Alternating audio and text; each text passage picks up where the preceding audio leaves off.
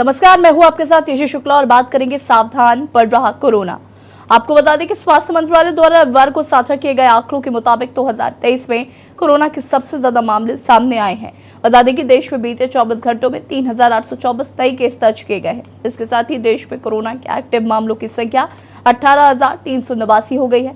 देश में H3N2 influenza मामलों के आंकड़ों में भी बढ़ोतरी देखी जा रही है। कोरोना मामलों की संख्या में भी वृद्धि देखी गई है। देश में इस वक्त पॉजिटिविटी रेट 0.04% है, जबकि रिकवरी दर में 98.77% है। इसके अलावा दिल्ली, हरियाणा, केरल और राजस्थान में 4 मरीजों की मौत हो गई। इस बीच तमिलनाडु जैसे कई राज्यों ने अस्पतालों में फेस मास्क अनिवार्य कर दिया है। केंद्र ने अपनी हालिया एडवाइजरी में राज्यों और केंद्र शासित प्रदेशों से टेस्टिंग और वैक्सीनेशन में तेजी लाने को कहा है।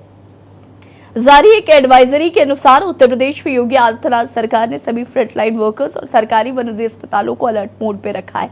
सरकार ने कहा है कि राज्य में सभी नेगेटिव सैंपल्स की जीनोम सीक्वेंसिंग की जाएगी।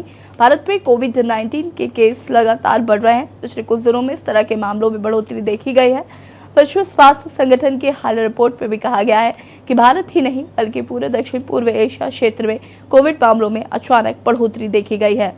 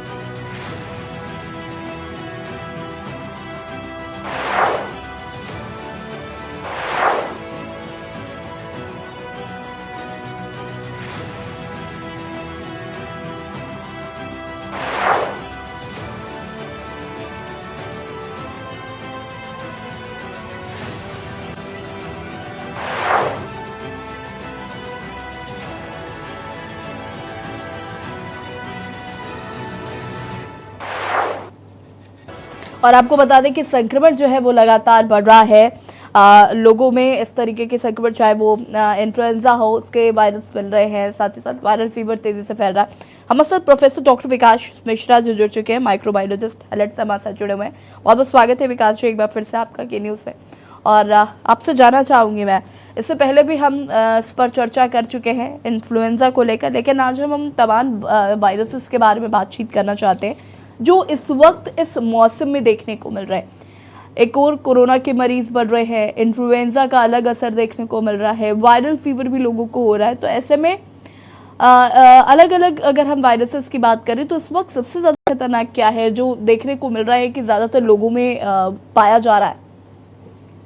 जी देखिए यशी जी, पहले आपका बहुत बहुत धन्यवाद। ये जो मौसम जब चेंज होता है तो अक्सर जितने भी वायरसेस होते हैं वो एक्टिवेट हो जाते हैं मौसम के बदलाव में और उनका मल्टीप्लिकेशन बढ़ जाता है। अगर आप इस समय की बात करें तो इस समय हमारे जो वातावरण में है वो respiratory syncytial virus, corona virus, influenza virus, ये जो वायरसेस हैं ये अक्सर नजला, जुकाम, खांसी और उसके बाद अगर प्रतिरोधक क्षमता कम है तो सीरियस रूप में आप कहें तो लोअर रेस्पिरेटरी ट्रैक्ट इन्फेक्शन या निमोनिया कॉज कर सकते हैं। कोरोना के केसेस ज्यादा बढ़ रहे हैं और इसमें अभी चिंता की बात बस यही है कि कोरोना की अभी तक एग्जैक्ट दवा नहीं मिली है। तो कोरोना अभी गया भी नहीं है और जाएगा भी नहीं, तो इसको लेके थोड़ी सी सावधानी बरतने में हम लोग को ध्यान देना पड़ेगा। बिल्कुल, देखिए विकास जी, सबसे पहले हम कोरोना को लेकर ही बात कर लेते हैं। कोरोना के केसेस बहुत तेज़ी से मिल रहे हैं, वैक्सीन सभी ने लगवा रखी है, लेकिन फिर भी अब जो कोरोना का वायरस आ रहा है वो किस तरीके से और वो किस तरीके से म्यूटेट होकर अब लोगों में है और क्या इसके सिम्टम्स हैं, मैं ये भी आपसे समझना चाहूँगी। क्योंकि वायरल फीवर, इन्फ्लुएंजा और कोरोना, मुझे लगता है लगभग लगभग इनके सिम्टम्स लगभग सेम है। जी जी, देखिए यशी जी, वैक्सीनेशन हमेशा प्रोटेक्शन देता है। वैक्सीनेशन ये कभी नहीं इंश्योर करता कि आपको संक्रमण नहीं होगा। वायरस आपके शरीर में आएगा, लेकिन अगर आप वैक्सीनेटेड हैं तो आपके शरीर में एंटीबॉडीज बनेंगी जो उस वायरस को समाप्त करेंगी। तो आपको संक्रमण तो होगा, लेकिन आप सीरियस नहीं होंगे। तो वैक्सीनेशन का डायरेक्टली ये नहीं है कि वैक्सीन लगा ली तो संक्रमण नहीं होगा। वैक्सीन से प्रोटेक्शन मिलेगा कि आप सीरियसनेस की तरफ नहीं बढ़ रहे हैं।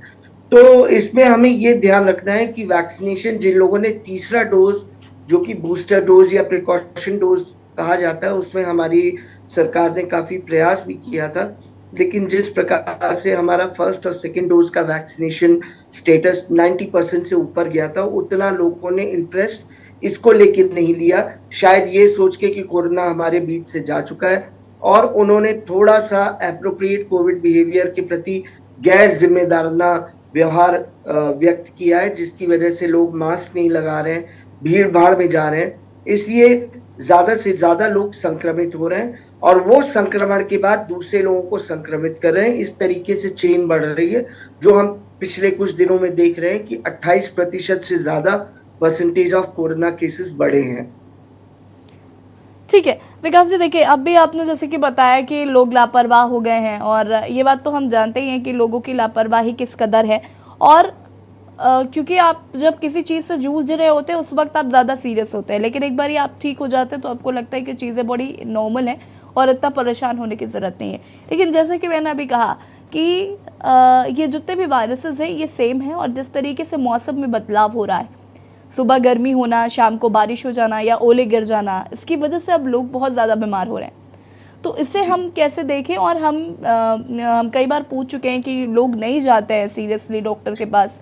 ज़ुकाम हुआ तो डोलो खा लिया, ज़ुकाम हुआ तो अलग कुछ सिरप पी लिए, तो इतना ज़्यादा लोग अभी भी जागरूक नहीं है। तो ऐसे में हमें क्या करना चाहिए, क्या प्रिकॉशंस लेने चाहिए? जी, यशी जी, पहली बात आप ये ध्यान में रखिए, जैसा कि आप बता रही हैं कि वायरसेस कोरोना और इन्फ्लुएंजा में मेन अंतर इन दोनों वायरसेस में ये है, अगर आप वायरोलॉजिस्ट या के हिसाब से पूछे स्ट्रक्चर के, दोनों आरएनए वायरसेस हैं, लेकिन एक सेगमेंटेड वायरस है, एक नॉन सेगमेंटेड वायरस है। जो कोरोना वायरस है, कोरोना वायरस को पहचानने का तरीका क्या होता है? आरटीपीसीआर से हमें ये पता लगता है शरीर में वायरस है कि नहीं है। उसके आगे की प्रक्रिया जो सरकार जिस पे जोर देती है टेस्टिंग में, जीनोम सीक्वेंसिंग पे। तो जीनोम सीक्वेंसिंग, जो भी पॉजिटिव केसेस आ रहे हैं उनकी हम लोग जीनोम सीक्वेंसिंग भी करा रहे हैं। तो अभी तक भारत में प्रेवलेंट वही ओमिक्रॉन का सब वेरिएंट BF5 या BF7 वेरिएंट है, जो कि अपर रेस्पिरेटरी ट्रैक्ट को इन्फेक्ट करता है, और उसमें संक्रामकता तो ज्यादा होती है, लेकिन वो विजिलेंस पावर इतनी नहीं होती कि वो लोगों को सीरियस नहीं करता है। हाँ, इसमें एक एक्सेप्शन है कि जिन लोगों की प्रतिरोधक क्षमता कम है, जैसे छोटे बच्चे, बुजुर्ग, अन्य लोग जिनको अलग तरह की कोमॉर्बिडिटीज बीमारियां हैं, इनके साथ साथ जैसे डायबिटीज हो गया, हार्ट डिजीज हो गई, पुराना रेस्पिरेटरी ट्रैक्ट इन्फेक्शन या तो टीबी या COPD है, कैंसर के पेशेंट हैं, ट्रांसप्लांट के पेशेंट हैं, HIV पॉजिटिव पेशेंट है, इनकी प्रतिरोधक क्षमता कम होती है। तो संक्रमण होने के बाद इनमें ज्यादा संभावना होती है कि ये सीरियस होंगे, और यही सीरियस मरीज जो होते हैं उनमें सिम्टम्स आना शुरू हो जाते हैं। अगर आप इन्फ्लुएंजा और इसकी बात करें तो जो कोरोना का बुखार है वो ज्यादा से ज्यादा 101 डिग्री तक जाता है, लेकिन जो इन्फ्लुएंजा का है वो जनरलाइज माइल्डिया लेके आता है, और बुखार कभी कभी 103 या उससे ज्यादा जाता है। कोविड के कुछ पेशेंट्स में सूंघने की शक्ति जो है वो समाप्त हो जाती है, टेस्ट खराब हो जाता है, टेस्ट पहचान नहीं पाते, मीठा है, कड़वा है, खट्टा है। बाकी मोटे तौर पे आप देखें तो वही सिम्टम रहेंगे, नजला, जुकाम, खांसी, बुखार। उसी तरह के सिम्टम्स आपके कोरोना में भी आते हैं, इन्फ्लुएंजा में भी आते हैं, और रेस्पिरेटरी सिंसिशियल वायरस के इन्फेक्शन में भी आते हैं। लेकिन उसको पहचानने का तरीका खाली RT-PCR विधि के द्वारा हम ये पता लगा पाते हैं कि ये कौन सा वायरस है।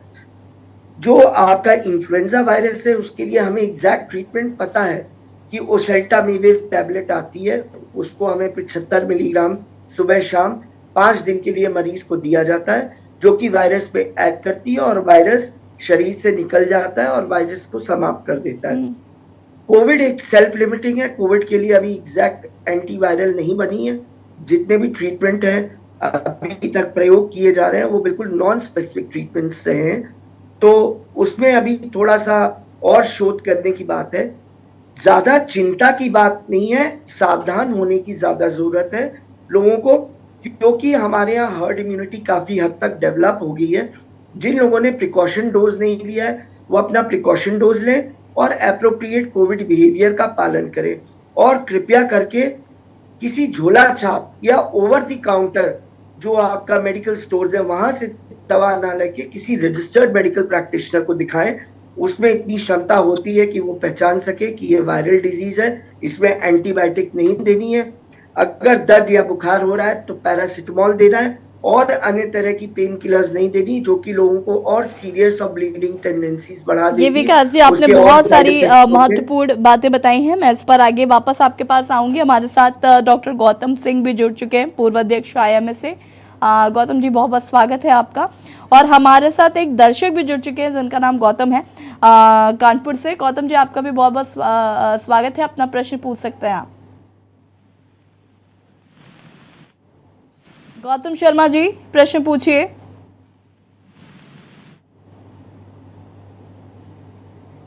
लगता है संपर्क टूट गया है। गौतम जी, जैसे कि हम यहाँ पर अभी बात कर रहे थे विकास जी से कि तमाम वायरसेस जो है वो अब हमें देखने को मिल रहे हैं, चाहे वो कोरोना का खतरा हो, वायरल फीवर बहुत तेज़ी से हो रहा है, साथ ही साथ इन्फ्लुएंजा जो है वो काफ़ी इसके मरीज देखने को मिल रहे हैं। सबसे पहले मैं बात करना चाहती हूँ वायरल फीवर की, क्योंकि वायरल फीवर जो है वो आम तौर पर और बहुत जल्दी लोगों में देखने को मिलता है।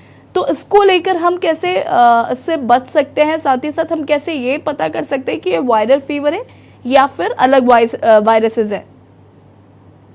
देखिए, बहुत ही ये आपका महत्वपूर्ण क्वेश्चन है और मैं आपको ये बताता हूँ कि हमारे को जो है वो सबसे पहले ये समझना पड़ेगा कि ये जो दोनों वायरसेस हैं या ये कोरोना का जो वायरस है इसको हम नॉर्मल तरीके से नहीं ले सकते और हम ये नहीं सोच सकते कि कोरोना का वायरस है तो चलो कोई बात नहीं, अगर एक बार हो गया 2 बार हो गया कोई फर्क नहीं पड़ता। क्योंकि कोरोना का वायरस जो है उसका बिहेवियर एक्ट करने का जो है वो बहुत ही ज्यादा अलग है और इसीलिए जो है वो ये इतना चिंता का विषय बना था। इसीलिए दुनिया में जो है इसकी इतनी जो है वो त्राही त्राही इसने मचाई थी। इसका एक्ट करने का जो तरीका है वो जैसे हमारे रेस्पिरेटरी के एस रिसेप्टर्स है उसके ऊपर जो है ये अटैच हो जाता है। जैसे कि हमने ये देखा कि जो इन्फ्लुएंजा का वायरस है, जो अपर कॉमन रेस्पिरेटरी वायरल इन्फेक्शन होते हैं, वो क्या करते हैं कि वो हमारे मायोसाइट्स पे या हमारे फाइब्रोब्लास्ट सेल्स के ऊपर जो है वो अटैच करते हैं और उनके बाद क्या होता है कि हम ये देखते हैं कि या तो मांसपेशियों में दर्द ज्यादा होता है या किसी में जो है वो लूज मोशन ज्यादा होता है, साथ साथ जिनके उनके वायरल सिम्टम्स होते हैं। बट कोविड के अंदर हमने देखा कि ब्रीदिंग डिफिकल्टीज हो जाती है और इसके अंदर ब्लड वेसल्स के अंदर क्लॉट जमने की भी जो है वो या ब्लड वेसल्स के अंदर ब्लीडिंग होने की जो है संभावना वो भी बढ़ जाती है। और इसी के साथ साथ जो है वो हमने पोस्ट कोविड कुछ ऑटोप्सीज में ये पाया कि जो कोविड का इन्फेक्शन जिन लोगों को हो गया है उनके हार्ट की जो मसल्स हैं उनके अंदर जो है जो हीलिंग हुई है कोविड के बाद वाले इन्फेक्शन की, वो healing by the way of fibrosis हुई है। और क्योंकि healing by the way of fibrosis हुई है इसलिए उन लोगों के अंदर जो है वो अरिथमियास जो है वो बहुत ज्यादा देखे जाते हैं। जो आजकल हम ये देखते हैं कि यंग लोग सडनली जिम के अंदर ड्रॉप डेड हो गए, या कोई एक्टर है या कोई सोशल मीडिया पे बड़ा आजकल चलता है कि जी रात को सोने गए थे, सुबह जो है वो देखा कि सडनली वो डेड पाए गए। तो इस तरह से बहुत सारे केसेस जो सामने आ रहे हैं, तो इसका जो है वो स्पेकुलेशन यही है क्योंकि इनको कोविड हुआ था इन द पास्ट और जो इनके मसल्स हैं, मसल्स के अंदर जो है जो हार्ट के मसल्स हैं उसके अंदर healing by the mean of fibrosis हुआ है, इसलिए चांसेस ऑफ अरिथमियाज इनके अंदर बढ़ गए हैं। तो हमारे पास ये ऑप्शन है नहीं कि हम ये सोचेंगे कि चलो जैसे कि बाकी के वायरल इन्फेक्शन होते हैं उसी तरह से ये भी हो गया, अगर हो गया तो हो गया, कोई बात नहीं, इससे हम जो है वो डील कर लेंगे और कोई बात नहीं होने दो। तो आज की डेट में हमें ये समझना है कि precaution is the best medicine, precaution is the best cure. हमारे को जो है वो प्रिकॉशन पे ही जो है वो चीज को रोकना है।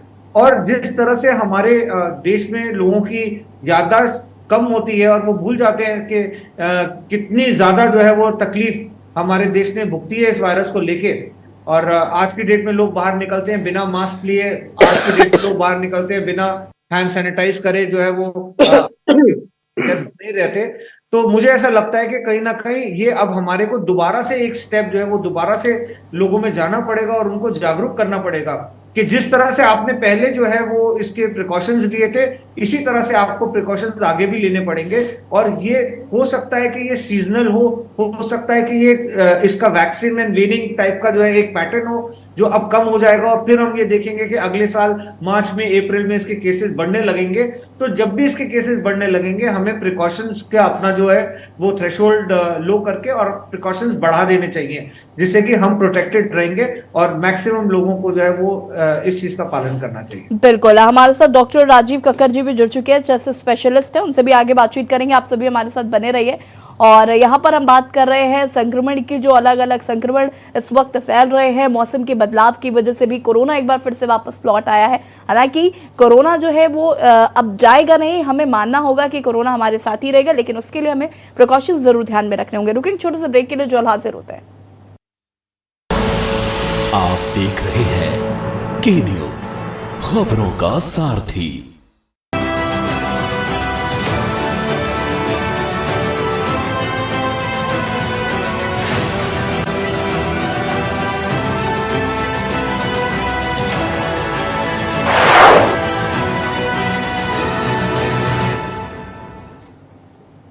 ब्रेक के बाद एक बार फिर से आप सभी का स्वागत है और बात कर रहे हैं आज हम अलग अलग संक्रमण को लेकर। जिस तरीके से मौसम में चेंजेस हो रहे हैं, बरसात हो रही है, ओले गिर रहे हैं और दूसरी तरफ अचानक से धूप निकल आती है, इसकी वजह से तमाम बीमारियां हो रही हैं।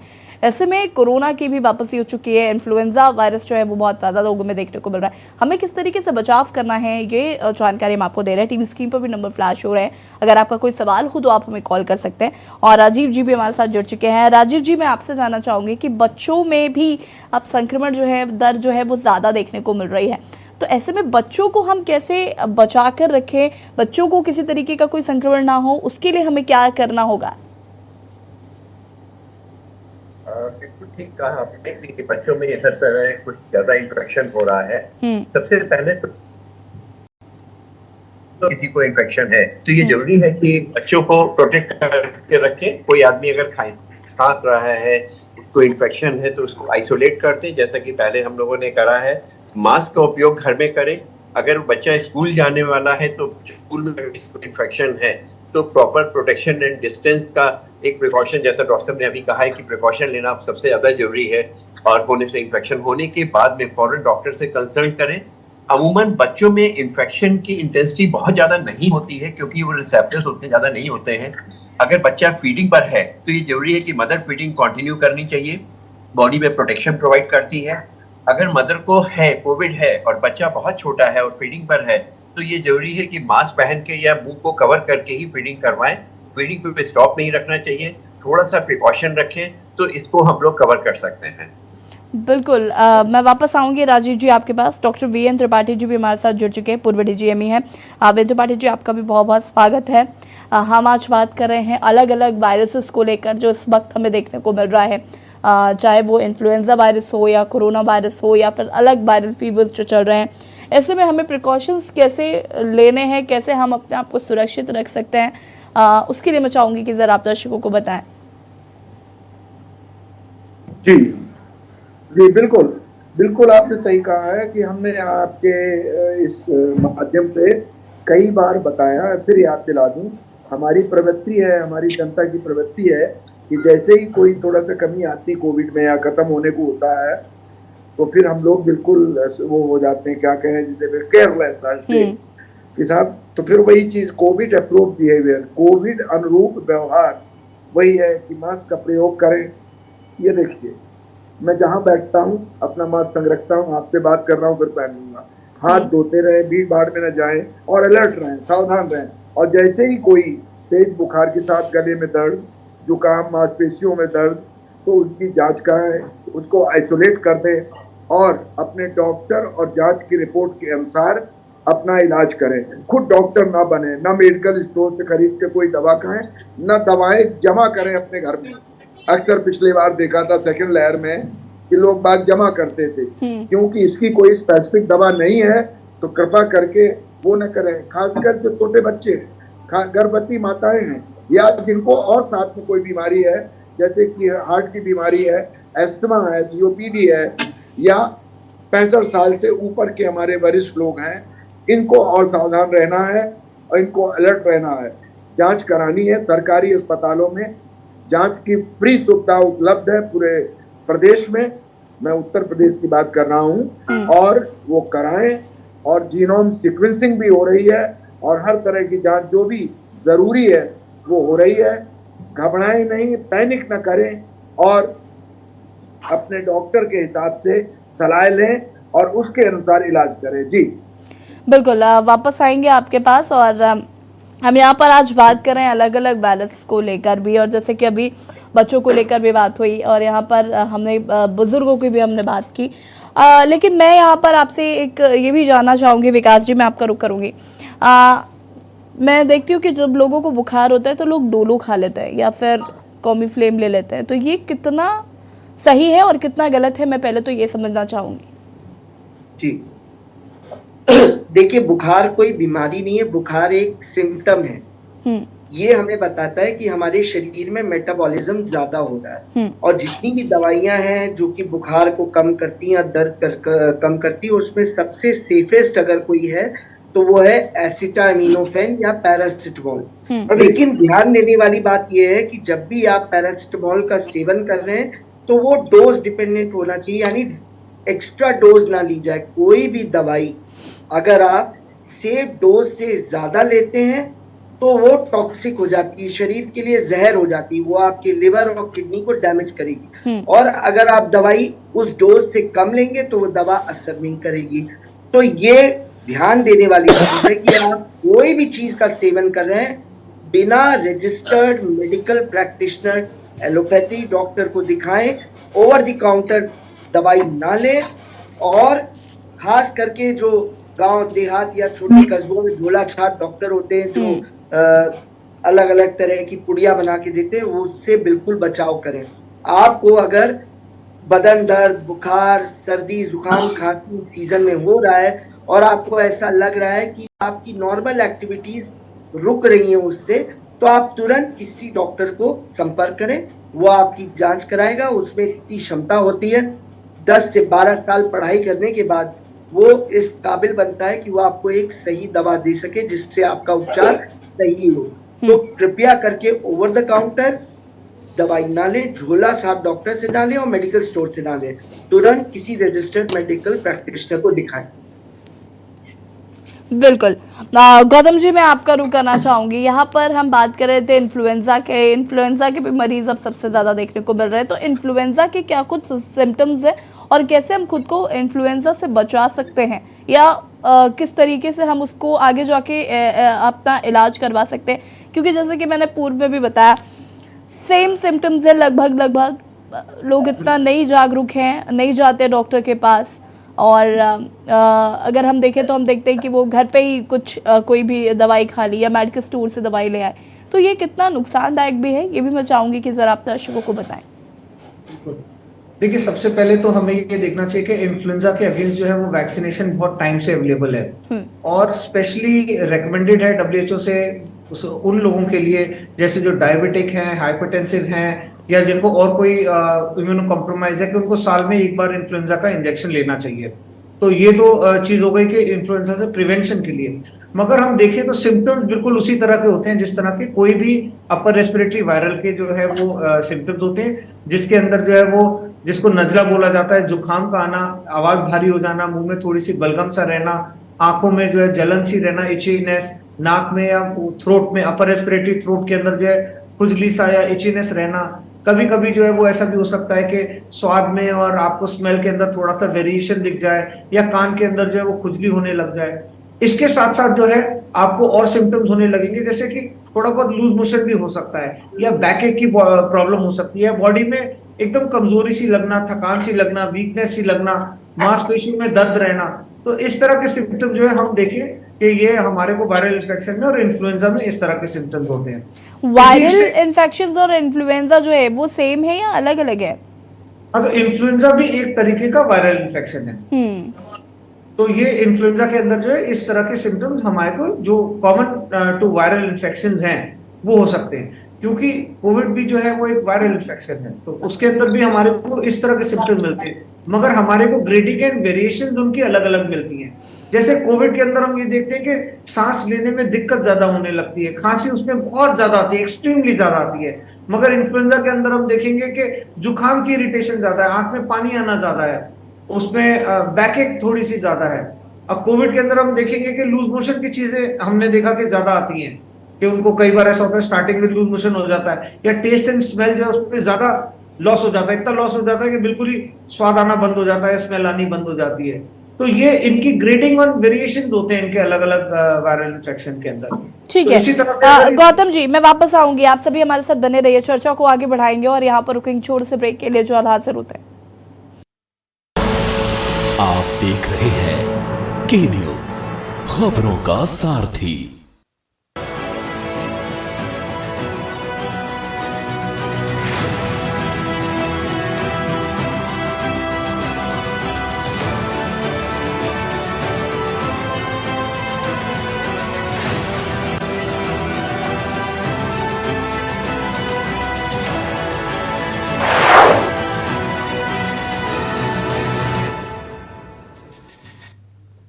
ब्रेक के बाद एक बार फिर से आप सभी का स्वागत है और लगातार हमारे साथ मेहमान बने हुए हैं। गौतम जी, अपनी बात को पूरा कर सकते हैं आप। मैं आपको ये बता रहा था कि जो इन्फ्लुएंजा है उसके जी। अंदर हम ये देखते हैं कि अपर रेस्पिरेटरी के सिम्टम्स जो है वो ज्यादा हो जाते हैं, और अपर रेस्पिरेटरी के सिम्टम्स के साथ साथ जो है अगर हम इन्फ्लुएंजा से बचना चाहते हैं तो ये हम देखते हैं ज्यादातर जो है वो क्लोज कॉन्टैक्ट्स के अंदर जो है वो फैल जाता है। जैसे ही थोड़ा सा वेदर चेंज होता है तुरंत जो है वो इन्फ्लुएंजा का वायरस जो है वो एक्टिव हो जाता है। तो ऐसे समय के अंदर जो है प्रिकॉशन जो है वो अपने हैंड को सैनिटाइज करना, और जो है वो अपने अपर रेस्पिरेटरी को जो है वो हाथ से टच नहीं करना, सोशल डिस्टेंसिंग थोड़ा सा मेंटेन करके रखना, तो प्रिकॉशंस तो यही वाले रहेंगे। और इन्फ्लुएंजा का जब बीमारी हो जाती है तो जैसे आपने बोला कि उसके अंदर जो है वो आप टेम्परेचर उतारने के लिए कुछ मेडिसिन होती हैं वो आपको लेना चाहिए, जिससे कि आपके बॉडी का टेम्परेचर लो रहे। साथ में अपनी हाइड्रेशन आपको बढ़ा के रखनी चाहिए, जिसमें लिक्विड चीजें आप ज्यादा लें। तो आप जो है वो जूसेस हैं, आप ड्रिंक्स हैं, पानी है, या इस तरह की चीजें आप जो है वो ज्यादा ले सकते हैं। और आपको ये देखना चाहिए कि खाना अपना उस समय पे लाइट रखें, मिर्च मसाले तेल चिकनाई ना ले, क्योंकि अगर जो है उसके साथ साथ गैस्ट्राइटिस डेवलप हो जाती है तो काफी ज्यादा जो है वो लोगों को देख। तो अपनी हाइड्रेशन अच्छे रखें, आपको बॉडी को रेस्ट दे, आप जो है वो विटामिन से भरी हुई न्यूट्रिशन चीज जैसे फ्रूट्स हैं तो उनका सेवन ज्यादा कर सकते हैं, जिससे के अंदर जिसकी वजह से आपको माइल्जिया और थकान जो चीजें हैं वो कम होंगी जैसे ही आपका वायरस जो है वो इन्फेक्शन सही होने लगेगा। और नॉर्मली हम देखते हैं कि 3 से 5 दिन का जो है साइकिल रहता है, जिससे 3 से 5 दिन के अंदर हम देखते हैं कि लोग काफी हद तक जो है वो इसमें रिकवर करने लगते हैं। तो इस हिसाब से हम जो है वो इन्फ्लुएंजा को देख सकते। ठीक है। राजीव जी, आप शुरू करना चाहूंगी। मैं अपने चेस्ट को चुस्त दुरुस्त रखने के लिए क्या करना चाहिए हमें? राजीव जी, अपने चेस्ट को हम कैसे सही रख सकते हैं, हमें क्या करना चाहिए? बहुत सही चीज आपने पूछी है कि हम अपने चेस्ट को कैसे कंट्रोल कर सकते हैं, कैसे उसको प्रोटेक्ट कर सकते हैं। मोस्ट इम्पॉर्टेंट ऑर्गन है, जो कि एक ही ऑर्गन है बॉडी का जो डायरेक्ट एटमॉस्फेयर से कम्युनिकेट करता है, बाकी सेक्टर बॉडी से नहीं कम्युनिकेट करते हैं। तो बहुत जरूरी है कि हर बार जितनी बार हम एक बार सांस लेते हैं तो ये मान के चलिए उसका जो क्षेत्रफल है, जो उसका एरिया है, वो ऑलमोस्ट एक टेनिस कोर्ट के बराबर एरिया पे हम सांस लेते हैं। तो यानी जितनी बार हम सांस लेते हैं, वायरस है, बैक्टीरिया है, पैलुटेंट्स है, उनको सांस के दौरान हम अंदर लेते हैं। सबसे मोस्ट इंपॉर्टेंट चीज जो कि कोविड या किसी भी इंफेक्शन को, चेस्ट को बचा सकती है, वो आपका प्रोटेक्शन है, जैसा हम लोगों ने डिस्कस करा है। अब बात होती है कि कैसे हम अपने लंग को मजबूत कर सकते हैं। मोस्ट इम्पोर्टेंट जो चीज है कि पॉल्यूशन जहां पर है, जहां पे हमें बहुत ज्यादा एक्सपोजर हो रहा है, नाक और मुंह को कवर करें। पहली चीज, अगर आप स्मोकर हैं तो कोशिश करिए कि स्मोकिंग किसी भी माध्यम से ना करें, कैसे भी स्मोकिंग, चाहे वो पैसिव स्मोकिंग हो, चाहे वो स्मोकिंग हो, नहीं करनी चाहिए, क्योंकि टोबैको आपको लंग को डायरेक्टली डैमेज करता है। अगर आप किसी इंडस्ट्री में ऐसे में काम कर रहे हैं जहाँ के पार्टिकल्स जाकर के सीधे लंग को डैमेज करते हैं, तो जो इंडस्ट्रियल नॉर्म्स है, किस तरह से अपने नाक और मुंह को कवर करना है, वो बहुत जरूरी है। अगर घर में किसी को इन्फेक्शन है, उसको बचा के रखना है। स्पेशली जो इम्यूनो कम्प्रोमाइज लोग हैं, जो एस्मेटिक पेशेंट हैं, आईएलडी के पेशेंट्स काफी बढ़ रहे हैं, जिनको पहले कोविड हो चुका है, लंग 25% से ज्यादा इन्वॉल्व हो चुका है, उनको विशेष तरह से कि हम लोग प्रोटेक्शन करके रखना चाहिए, इन्फेक्शन ना हो। और सबसे ज्यादा जरूरी जो चीज है, कैसे हम सांस लें, किस तरह से हम लोग 1 घंटा अपनी बॉडी को दें, व्यायाम करें। दूसरी चीज है, अक्सर हम लोग देखते हैं कि जब हम एक्सरसाइज करते हैं तो मुंह से सांस लेने लग जाते हैं। मुंह से सांस लेंगे तो वो शैलो ब्रीदिंग होती है, केवल एयर जो हमारे अपर लंग तक ही जाती है। अगर नाक से सांस लेंगे तो डायफ्रेगमेटिक ब्रीदिंग होती है और एयर नीचे तक जाती है, और एयर ही है जो ऑक्सीजन है वो हीमोग्लोबिन में कंबाइन करती है, क्योंकि ग्रेविटेशनल फोर्स से नीचे की तरफ लिक्विड रहता है, ब्लड रहता है, उसमें कंबाइन करके बॉडी में जाती है। शॉर्ट एंड शैलो ब्रेथ ना लें। अगर आप एग्जॉस्ट भी हो रहे हैं तो कोशिश करिए अपनी ब्रेथ को 6 से 8 बार से ज्यादा और ना ज्यादा सांस लें, क्योंकि जितना आप स्लो रेस्पिरेशन लेंगे उतना आपके एयर को, लंग को टाइम मिलेगा कि एयर जा करके पेरिफेरल एयरवेज तक जाए और ब्लड में जा करके आपको ऑक्सीजन डिलीवर कर पाए। तो बहुत जरूरी है नाक से सांस लें, अपनी सांस को कंट्रोल रखें, प्रॉपर एक्सरसाइज करें, पौष्टिक आहार का उपयोग करें। हमेशा एक बंद इन्वायरमेंट में रहने से बेहतर है कि ओपन एरिया में जाकर के एक्सरसाइज करें, अपने आप को कंट्रोल रखें, लाइफ स्टाइल मैनेज करें। इस तरह से आप अपने आप को, लंग को मजबूत कर सकते हैं, अपने आप को बचा सकते हैं। Tobacco any kind, no to tobacco. कोई आपका फ्रेंड भी अगर टोबैको का सेवन कर रहा है तो कम से कम वहां पे ना इस्तेमाल करें, क्योंकि जिस घर में आप कर रहे हैं, कमरे में आप टोबैको इस्तेमाल कर रहे हैं, वो अगर जमीन में गिरता है, टेबल पे गिरता है, तो वो भी 1 या 2 दिन तक सर्कुलेट होकर के आपके बॉडी में जाता है। ये थर्ड इन स्मोकिंग कहते हैं। ये न्यू टर्मिनोलॉजी है जो कि आजकल हम लोग उपयोग करते हैं। मैं यहाँ पर वीरेंद्र त्रिपाठी जी का रुख करना चाहूंगी। वीरेंद्र त्रिपाठी जी, देखिए बहुत सारे ऐसे केसेस देखने को मिले हैं जिसमें हार्ट अटैक से मौत हो रही है, और सेलिब्रिटीज की और बहुत सारे लोगों की, जैसे कि अभी यहाँ पर विकास जी भी जिक्र कर रहे थे, जिम जाते वक्त लोग एक्सरसाइज कर रहे हैं, उनकी डेथ हो रही है। और सबसे ज्यादा केसेस मुझे लगता है इस बीच मैंने देखा कि जो लोग फिट रहते हैं, जो लोग एक्सरसाइज करते हैं, जो लोग अपना बहुत सारा वक्त योगा करने में देते हैं, ऐसे लोगों का रेशियो ज्यादा बढ़ रहा है मौत के आंकड़ों में। तो इसके पीछे क्या वजह हम मान सकते हैं, इसके पीछे क्या कारण हो सकता है? क्योंकि हम हमेशा बचपन से सुनते आए योगा करो, फिट रखो खुद को, लेकिन इस बार जो लोग बहुत ज्यादा फिट हैं, बहुत ज्यादा एक्सरसाइज करते हैं, योगा करते हैं, उसके बावजूद भी उनकी डेथ हो रही है। तो ऐसा क्यों?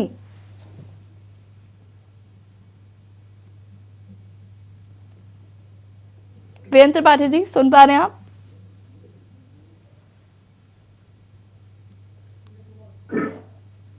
वीरेंद्र त्रिपाठी जी, सुन पा रहे हैं आप मुझे?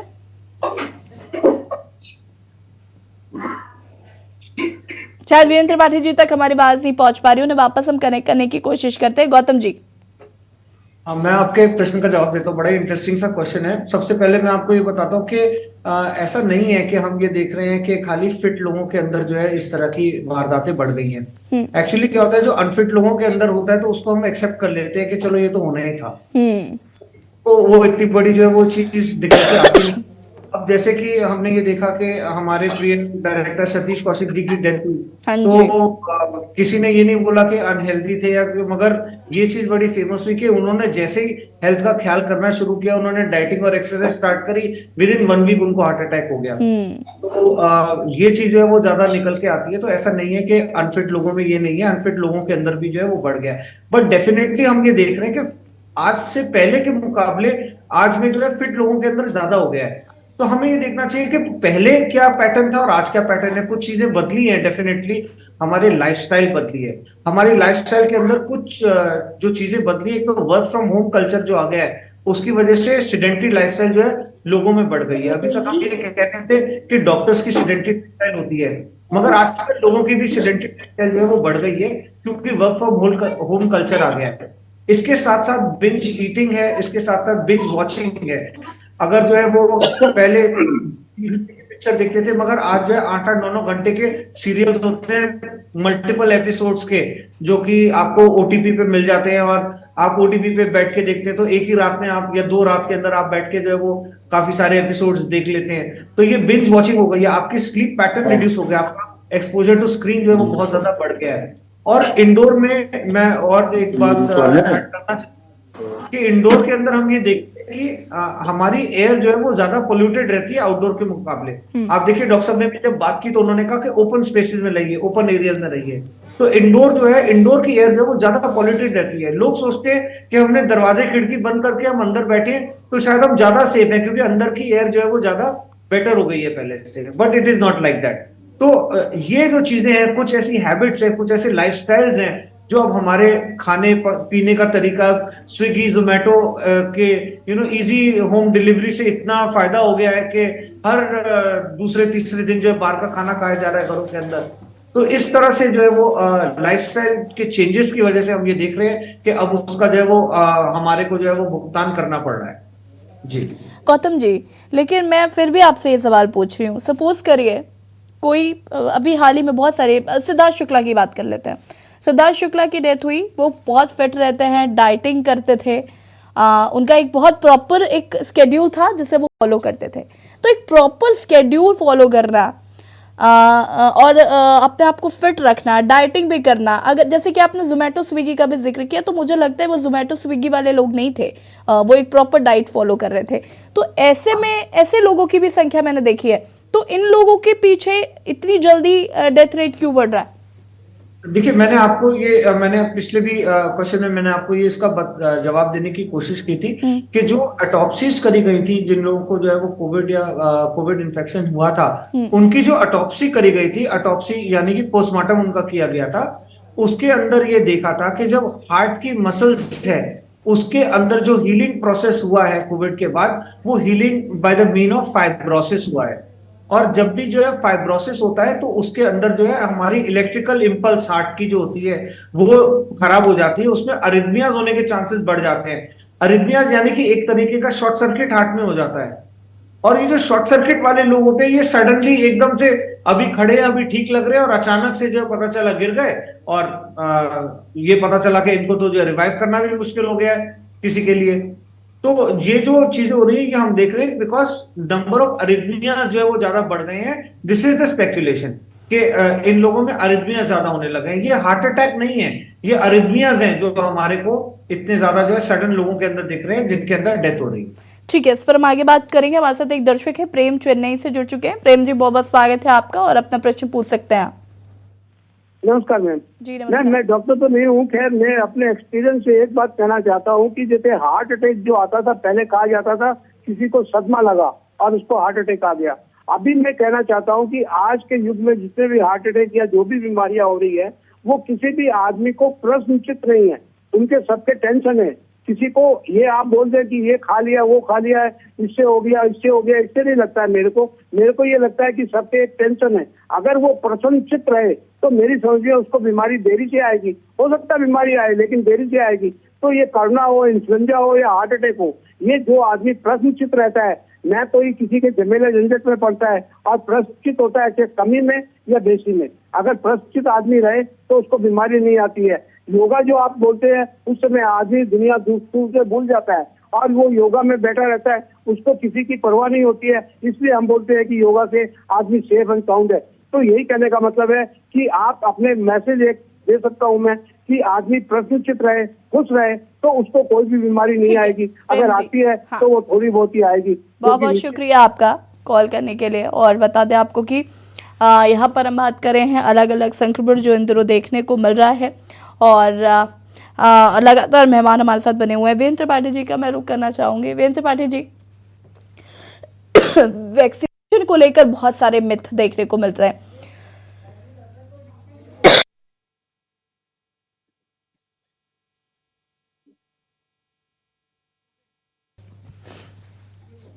वीरेंद्र त्रिपाठी जी, माफ कीजिएगा, एक्चुअली मुझे भी कोल्ड और कफ है और जिसकी वजह से प्रॉब्लम हो रही है बात करने में। वीरेंद्र त्रिपाठी जी, मैं आपसे जानना चाहूँगी, वैक्सीनेशन को लेकर एक बहुत मिथ है कि जिन लोगों ने वैक्सीनेशन करवाया है उन लोगों को बहुत सारी प्रॉब्लम्स हो रही हैं।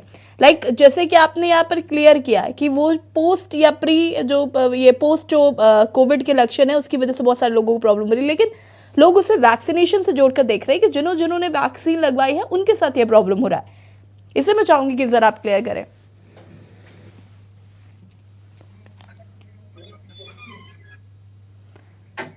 वीरेंद्र त्रिपाठी जी, अनम्यूट करें प्लीज।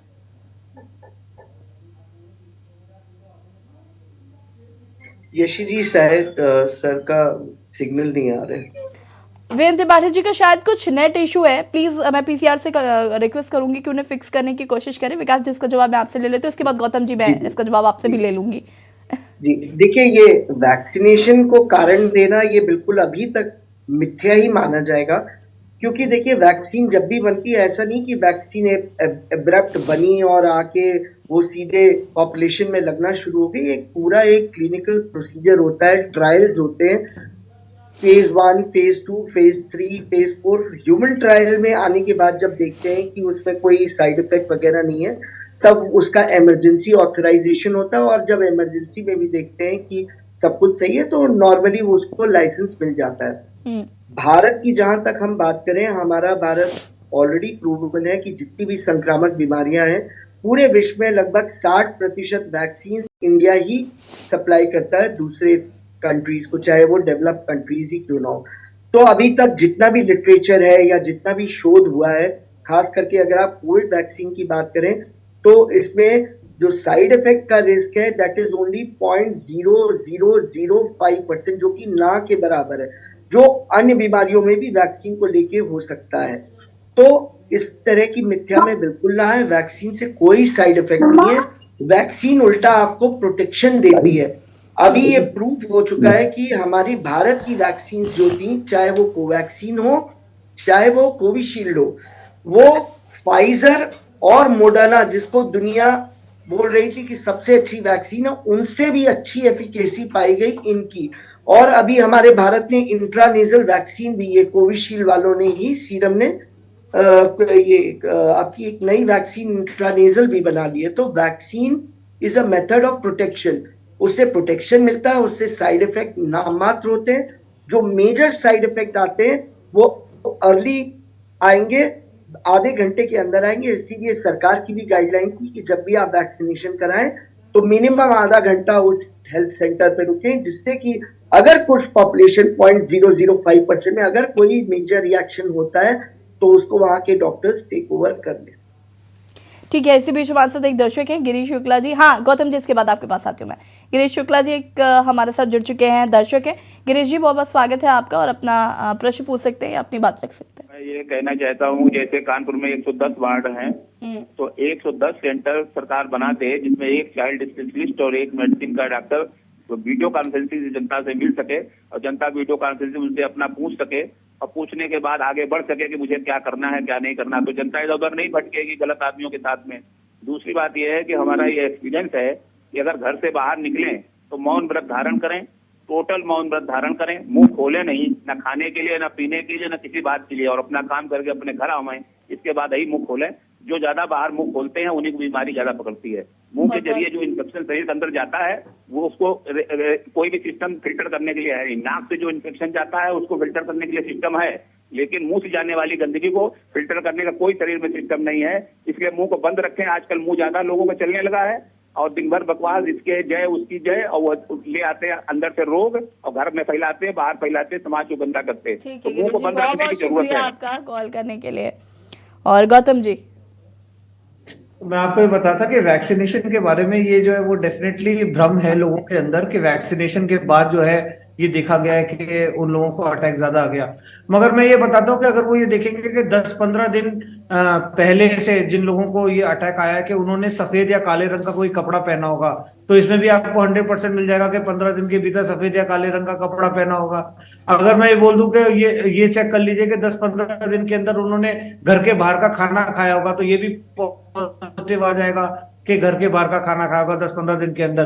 तो ये तो एक भ्रम फैलाने वाली बात है। जो साइंटिफिकली हम ये लेके चलते हैं कि जो वैक्सीनेशन हुई है उसके बाद की स्टडीज हुई है, उसके बाद का असर कितना लंबा होता है, और हम ये देख के चल रहे हैं कि उसके बाद हमने ये देखा कि बहुत ही रेयर चांसेस हैं कि वैक्सीन के बाद किसी को जो है कोई वैक्सीन का साइड इफेक्ट और इतना खतरनाक साइड इफेक्ट हो जाए। और बेस्ट चीज ये मेडिकल साइंस में कि हम मान के चलते हैं कि हाँ ऐसी संभावना है, मगर हमने किसी एक केस के अंदर भी आज तक ऐसा नहीं सुना कि जिसमें हमने ये घोषित कर पाए ठोस के वैक्सीन की वजह से उनकी डेथ हो गई। तो ये स्पेकुलेशंस है, और इन स्पेकुलेशंस का तो कोई जो है वो जवाब ही नहीं है, क्योंकि किसी भी तरह से स्पेकुलेशंस उठाई जा सकती हैं जिनका कोई प्रूफ नहीं होता। वीरेंद्र त्रिपाठी जी, जिस तरीके से हम देख रहे हैं इस बार, आपको आवाज आ रही है हमारी? जी जी वीरेंद्र त्रिपाठी जी, देखिए बहुत सारी चीज़ें देखने को मिल रही है। हम बच्चों की बात कर चुके हैं, बुजुर्ग की बात कर चुके हैं। जो प्रेग्नेंट वुमेन्स है वो खुद को कैसे बचा कर रखें, ये भी एक बहुत महत्वपूर्ण हो जाता है जो है ना, क्योंकि जिस वजह से इस वक्त कोविड जो है बहुत तेज़ी से फैल रहा है। तो हम कैसे खुद को प्रोटेक्ट करें, तमाम वायरल भी ना हो और कोविड भी ना हो। जी बिल्कुल। एक तो मैं उसमें थोड़ा ऐड करती हूँ, जो अभी बात हुई वैक्सीनेशन की, तो संयोग बस कानपुर में जो ट्रायल हुआ कोवैक्सीन का, छोटे बच्चों में 2 साल का सबसे छोटा मेरा बच्चा था, पेशेंट, जिसमें हमने ट्रायल किया वॉलंटियर में। और मैं आपको बता दूं, इसमें कोई मेजर साइड इफेक्ट नहीं आया, थोड़ा बुखार के अलावा।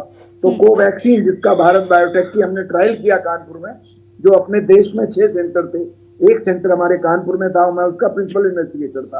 तो जनता ये मन से निकाल दे कि वैक्सीन से हार्ट अटैक हो गया, फलाना हो गया, इसकी संभावना बिल्कुल नहीं है, जैसा अभी उन्होंने कहा। दूसरी चीज, गर्भवती महिलाएं, ये हाई रिस्क है। गर्भवती महिलाएं हाई रिस्क हैं पूरे रिस्क पीरियड में। शुरुआती दौर में तो ज्यादा होता है, लेकिन बाद में भी है। ऐसी महिलाओं को खास तौर से बाहर घूमने जाना, भीड़ भाड़ अवॉइड करें, मास्क का प्रयोग करें, और वैक्सीनेशन जिनको नहीं हुआ है वो वैक्सीनेशन ले लें। अपना खान पान ठीक रखें, और उनको कोई लक्षण अगर होता है तो आइसोलेट करके मास्क पहने और तुरंत अपने फैमिली डॉक्टर से संपर्क करके दवा खाएं। वो कोई दवा प्रेगनेंसी में सुरक्षित नहीं है, बिना डॉक्टर से पूछे दवा ना लें। ये भी बहुत हाई रिस्क ग्रुप है मैडम, इनको भी बड़ी सावधानी बरतनी चाहिए। इसमें जच्चा बच्चा के साथ साथ जो गर्भावस्था शिशु है, जो गर्भ में शिशु है, उसको भी नुकसान हो सकता है, मेलफॉर्मेशन हो सकता है, एबॉर्शन हो सकता है, प्रीमेच्योर बर्थ हो सकता है, उसके अंग भंग हो सकता है। तो प्रेगनेंसी में कोविड का इन्फेक्शन सीरियस हो सकता है और कभी कभी जानलेवा भी हो सकता है। इनको ज्यादा सावधानी बरतनी चाहिए, और अपने डॉक्टर के अनुसार जब भी कभी बुखार, गले में खांसी या लक्षण हो, अपने डॉक्टर की राय से अपना इलाज करना चाहिए। खुद डॉक्टर कभी नहीं बनना चाहिए। मेडिकल स्टोर से कोई दवा नहीं, खान पान सही रखें, भीड़ भाड़ में ना जाएं, और लक्षण होने पे अपने फैमिली डॉक्टर से राय लेके इलाज कराएं। जी बिल्कुल। जिस तरीके से यहाँ पर हमने बहुत सारी बातों को लेकर बातचीत की है, मैं एक चीज़ और पूछना चाहती हूँ। गौतम जी, आपसे पूछ लेती हूँ, फ्लू का भी अभी हम देख रहे हैं कि कहीं कहीं पर फ्लू भी शुरू हो गया है। फ्लू के सिम्टम्स भी लोगों में आने लगे, और मैं देखती हूँ कि हर साल ये फ्लू, बर्ड फ्लू और न जाने कौन कौन से फ्लू तो आ जाते हैं, और ये भी लोगों को प्रॉब्लम क्रिएट करते हैं। तो इनसे भी बचाव के लिए अभी से प्रिकॉशंस बता दीजिए ताकि लोग बच के रहें। हाँ जी, देखिए जो ये फ्लूज हैं, ये भी हम देखते हैं कि फ्लू जो है ये एरोसोल से, रेस्पिरेटरी इन्फेक्शन से जो है वो अधिकतर फैलते हैं। कुछ फ्लूज के लिए हम ये डेफिनेटली कहते हैं कि इनका जो है, जैसे कि जीनोम है, ये एनिमल सोर्सेस के अंदर होता है, और उसी से जो है वो हमने इनको स्वाइन फ्लू या इनको हमने बर्ड फ्लू, इस तरह के हमने जो इनको नाम दे दिए हैं। मगर अल्टीमेटली बचने का सबसे बढ़िया तरीका ये है कि इसमें एजुकेशन एक तो जनता की बहुत होनी जो है वो ज्यादा जरूरी है। दूसरा, आप जब एजुकेटेड हैं तो आपको ये देखना चाहिए कि आप, सबसे सुंदर चीज इसके अंदर ये है कि अगर आप इसके लिए एजुकेटेड हैं तो आप ये इंश्योर कर सकते हैं कि अगर आप बीमार होंगे तो आपसे कोई दूसरा व्यक्ति बीमार नहीं होगा। तो आप शायद अपने आप को नहीं बचा सकते, मगर ये जो चीज है ये एक कोऑपरेटिव चीज है। आप, अगर आप एजुकेटेड हैं, आपको बीमारी हो जाए तो आप अपना सोशल डिस्टेंसिंग मेंटेन करिए, आप अपना मास्क पहनिए, आप अपने जो है हैंड्स को सैनिटाइज करिए, और आप अवॉइड करिए कि आप भीड़ भड़के के इलाके में जाएंगे, तो आप इंश्योर करेंगे कि आपकी वजह से कोई बीमार नहीं हो रहा। तो आपकी गिल्टी जो है वो दिमाग में कोई गिल्ट नहीं रह जाएगा कि भाई मेरे से कोई बीमार हुआ। अगर आप जो है वो अपने आप को प्रिवेंटिवली बचाना चाहते हैं तो अपनी इम्यूनिटी अच्छा रखना बहुत जरूरी है। उसके लिए जो है वो नियम से, कायदे कानून से जो है वो नींद का पूरा होना, सुबह अपना उठना, व्यायाम करना, अच्छी अपनी डाइट लेना, हेल्दी फ्रूट्स का इंटेक करना, बॉडी के अंदर जो है फ्लूइड की मात्रा अच्छी होनी चाहिए, अपनी हाइड्रेशन अच्छी रखना, और साथ साथ जो है वो आप ये मेंटेन करें, सोशल डिस्टेंसिंग मेंटेन करें। और अगर आपको पता है कि कोई बीमार है तो आप उनसे जो थोड़ा सा डिस्टेंस मेंटेन करके रखें, उनको भी एडवाइस करिए कि मास्क पहनिए, आप भी मास्क पहनिए, जिससे कि आप भी बचे रहे और लोग भी बचे रहे। हम उम्मीद करते हैं कि आज आपके द्वारा दी गई जानकारी जो है वो दर्शकों के बहुत काम आएगी। आप सभी का बहुत बहुत शुक्रिया जुड़ने के लिए और तमाम जानकारी हमारे दर्शकों तक पहुंचाने के लिए। और यहाँ पर आज हम बात कर रहे हैं संक्रमण को लेकर, जिस तरीके से इन्फ्लुएंजा हो या फिर कोरोना या फिर जिस तरीके से वायरल फीवर बहुत तेजी से बढ़ रहा है, तो ऐसे में हमें क्या करना है, क्या नहीं करना है, वो तमाम जानकारी हमने आप तक पहुंचाई। फिलहाल मुझे दीजिए इजाजत, देखते रहिए के न्यूज़ इंडिया। नमस्कार।